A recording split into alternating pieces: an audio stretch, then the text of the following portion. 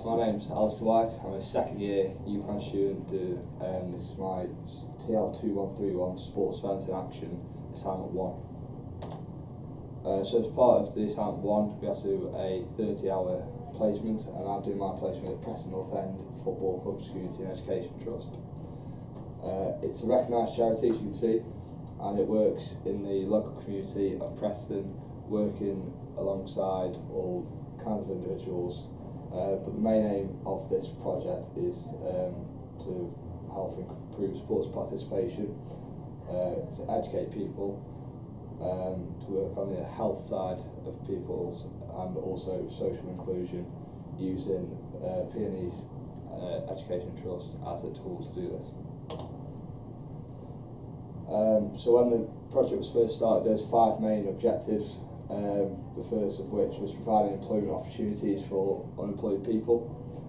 Second of which was creating a closer link between pro clubs and local community, giving that chance of interaction with players that they might like and aspire to be like. Involve minority and ethnic groups and social activities. Obviously, it's been identified over the years that these are one of the lower activity participating groups. Preventing hooligans and vandalism. Obviously the Education Trust is in place to prevent this. They've got somewhere to go on a Friday night, for example, and it'll keep them out of trouble. And also maximising the facilities of the club, so they're using all the possible facilities available to play sport, and everyone's got an opportunity to do this equally. 30 years on though from that, the Community Education Trust now focus on delivering fun and interactive sessions for children in primary schools, increasing participation for women and girls now as well. Obviously I spoke about the ethnic groups.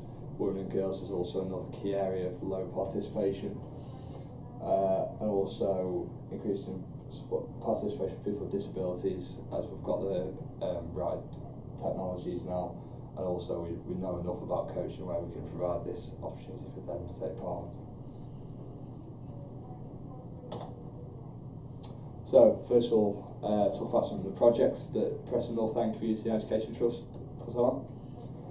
So the first is the soccer schools and activity zones. So the soccer schools is put on during the school holidays for children aged from 5 to 14. And the Trust runs a variety of football-related games, but make sure no 2 days are the same. So it's obviously exciting for the children doing something different each day, and they're also getting that physical activeness. There's also a chance to meet some of the first team players. Again, like I previously mentioned, they might aspire to some of the Preston North End first team players, and this is just overall helping people get involved with sport and want to be where they are and to carry on the sport. And also it will improve the social inclusion side. It's interacts with a load of other children. The activity count's very similar again. Every school holiday youngsters have a chance to take part in alternative fun activities. This might be, if they're not interested in football primarily, the Education Trust still put on fun activities that children can do to keep them active, and also socialising and still achieving some of the aims like I previously mentioned. Again, also disability sport and activity. Spoke about the rates of participation with disability in sport is quite low. Obviously now we've got the correct provisions to do this, so people will go out, we've got the right facilities to be able to put on sessions where people with disabilities can all take part and have loads of fun. Next up is the NCS, the National Citizen Service. So this is for 15 to 17 year olds. It aims, so it's all about team building, so 2 weeks they will go away. First week will be just a week doing extreme activities, for example, and the second week is just primarily doing more classroom based stuff, new style learning, working on developing themselves and their career, making themselves more employable, giving them more confidence, things like that. The government gives the NCS £1,000 in each person that signs up for this, and the cost of each person is actually £50. So the amount of money that they keep from this to put on all these is very good, and obviously it provides loads more funds for doing a range of activities, which is just a lot more fun for people going there. Next up is health and inclusion. So this is a section I'm personally quite interested in myself for when we're going to the placement. So there's obviously walking football. So this is aimed for players over the age of 50 who might have ended a career due to an injury or are too old to keep up the physical demands of the game. It's just a chance for them to obviously stay in and around the sport, obviously come in as a community. They meet up every week, they have a laugh and socialise, and also they get to play some football, which is all great fun, keeping them fit and healthy and not leading to inactive lifestyles, which people of that age could then contract health problems such as heart disease or diabetes or things like that. Next up is the disability football. So it represents itself as the pan-disability football, and many of the Preston College students actually take part in the regional AOC Cup and League competitions in Lancashire's FA and in Lancashire's FA's Disability College Enrichment League against fellow regional EFL Trust sides and other local colleges. This is just basically for anyone who can't attend mainstream soccer camps. So obviously many disability children, they aspire to be like the Cristiano Ronaldos or whatever star player they aspire to be like, but due to their disability they can't take part. So this is just for them to purely get involved, which is a really good way, as they can all come together and all have lots of fun together. Women and girls football participation, providing opportunities for girls aged 11 over to take part in sport. Again, that is the prime age that is particularly inactive, but mainly focus on the 14-16-year-olds. The aim of the trust is to run a variety of sessions that can then get everybody involved in interactive sessions. All these sessions are free within schools and colleges, so it appeals. There's no cost or anything, so girls can just turn up and just see if they like it, and if they don't have to carry it on. Next up is school provision. So the Premier League Primary Stars focusing on children in primary schools for healthy, active lifestyles. Obviously, the government have a massive thing about healthy and active lifestyles at young ages. So the Community Education Trust will focus on Key Stage 1, mainly focusing on creativity, confidence building, communication, whilst also focusing on developing their fundamental movement skills, which are still learning at that young age. Next up is the Key Stage 2 as well. This is where they start to develop themselves more physically, and start those physical activities they can actually develop and improve and potentially move up in skill level. The Trust believes increasing children's participation, enjoyment and skills in sport. It secures focus in the child's development, their personal skills, values, and helps them attain more confidence in other subjects such as English and math through these specialised target groups. Next up, the last two projects are studying at Peony. So there's a chance for males and females 16 and over to continue their education. So it's obviously for local kids in the area. They can come to their, perhaps their clubs that they support and actually do a level 2 or level 3 extended diploma in sports and exercise, and carry on coaching the community, for example. And again, that experience of FA qualified coaches, and they can then go out and volunteer alongside the Education Trust and give something back to the community to help develop sport for other people in their own community. Next up, football development, obviously very similar to the women and girls section, so I won't mention that too much again. The soccer school, again, it's on during the soccer school holidays. It runs so everyone can come in, they can work on their skills as young kids, and there's obviously it's just great chance to have loads of fun. The Premier League Kicks project gives access to young people within the communities. Coaches will travel to areas of Preston that are quite deprived, and this is where the coaches might even just walk around the local area and just see what local kids are doing around the area, so ask them if they want to come down and have a bit of coaching. But this is the flagship project for the Premier League, as it's really getting out there and working on what they want, like getting into those deprived areas and giving the people who might not be able to afford to travel to places to have coaching or anything like that will afford the sessions to actually attend the sessions. They actually get to come to this Premier League Kicks programme and just have fun, socialise and be active. And last is the development centres.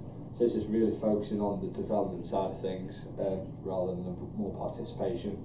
But obviously it gets them involved, and if they like it, it gives them a chance to obviously work as an individual to try and develop, maximise their potential and reach it. So it's obviously focusing on boys and girls, but in particular goalkeepers, as there's very little specialised goalkeeping training. So try and develop that as well. So obviously, maybe where the funding comes from. Excuse me. So it's actually a registered charity. This means it's a non-profit organisation, meaning any money that do make, they are going to be investing into various projects to create new projects to improve participation rates, or they might work on current projects they've got running already, like some of the ones I've previously mentioned. To get the initial funds, the Trust works with funders such as the EFL Trust, the Premier League, Charitable Fund, and also Sport England. Money is also gained through the Trust, through schools work. Obviously they come into that and do holiday camps, obviously the parents are paying for that sort of thing.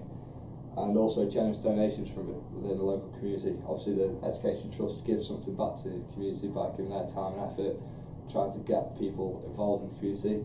And other business owners might recognise this and would like to contribute to this, so as they appreciate their hard work.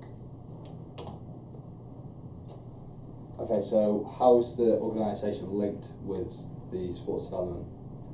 So the Preston City Council Sports Strategy aims to tackle inactivity by removing any barriers, encouraging residents within the community to achieve at least 30 minutes physical activity per week, which is key, as many people don't actually achieve this. The strategy is also about empowering more people to become more physically active, so it will benefit their health and well-being, lead to a better quality of life, increasing sports and opportunities for all by nurturing and developing talent and supporting grassroots provision. So in relation to Preston North End and Community Education Trust, all these things Preston are trying to implement as well. They might not have said it in their mission statement or anything like this, but these are all key things they want to implement, as they want to tackle this inactivity and remove all barriers as part of for example, the Premier League Kicks programme.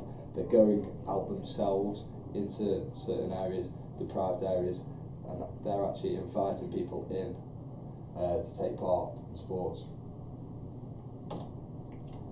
The Lancashire Sports Partnership, so obviously you can see here, young people aged 11 to 25, disabled people aged 11 plus, women, girls aged 11 to 17, and any inactive person 11 plus really. The Lancashire want to improve this, and with some of the projects I've already mentioned, they hit all those age ranges there. So obviously Preston North End have identified that this is an area that they really need to work on, and there's a lot of chances to get involved and create some projects, which I have as some of the ones that are really interesting. To track this, the Council Sports Partnerships will measure their success through Sport England's Active People Survey, as well as the evidence provided from Preston North End Community Education Trust register on how many people actually signed up to each project, for example actually taking part each week and turn up to the sessions.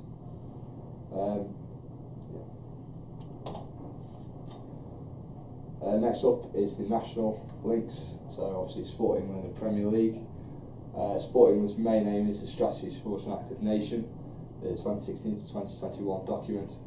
The government have 5 outcomes as a result of this strategy, and they are to improve physical well-being, mental well-being, individual development, social community development, and economic development. So obviously I keep going on about the inactiveness, they want to improve that. The mental well-being, obviously if you're healthier, you're happier about yourself, you're not going to be down. Obviously you're getting involved in sport, which is good fun, you get to meet new people, make new friends. Social community, you're working to work in a team as well. Obviously, a lot of the exercises are team based, and also economic development. The coaches will help them to get themselves right if they're having any economic problems. They'll work on how they can afford coaching or things like that. The Premier League, they aim to help young people realise their potential in football using their ability to connect, using trusts like Preston North End Community Education Trust as a tool. By doing this, it inspires people and gives them confidence to try new things, develop new skills. Obviously, it's installing ambition in communities and schools to make inactive people want to be active and aspire to develop as much. So obviously, as part of the Education Trust, first team players come and visit these projects. So for example, a young Jimmy, 6, 7 years old, you might see his favourite Preston North End player come down, and then that might make him want to aspire and carry on playing sport. So national links, first up is the Football Association. The FA have identified 4 key areas which will be improved over the next 4 years, as they are going to be investing £260 million on facilities, coaching, participation and developing the football workforce. So in relation to placement, I'll be going to, obviously the more facilities, it means that there can be more projects put on. Coaching, there's more coaches to put on more fun sessions in a range of different parts of the community. Obviously participation will hopefully then increase by creating these more facilities and coaches and having more provisions to cater for all the new participants hopefully, and also just developing the football workforce, so just getting more people involved in football, doing the various jobs from coaching to playing football, and focusing on goalkeepers for example, specific to that. Next up is the Department for Media and Sport Culture, DCMS. So obviously the government created a strategy called Sporting Future. It's a new strategy called for an Active Nation, and as you can see here, they've got 4 key areas, themes that they want to promote into the local communities to make sure that they achieve their aims as an active nation. So an active society, moving professionals, active environments, and moving to scale. So obviously you need to create the right spaces for people to actually take part in sport, and also the interventions that make us active. So obviously going out into the communities and saying, oh, come on, do you want to come play some sport? There might not be any good, they might not like football, so they can provide other activities, and this is why it's such a good project. So, my role during the placement. Whilst I'll be working with the Preston North End Community Education Trust, I'll be working for Mel Brown, who is the Inclusion Manager for the Trust. During the placement, I shall be assisting coaching sessions in different parts of the community, interacting with a range of different people from different backgrounds, genders, ages, disabilities, all things like that.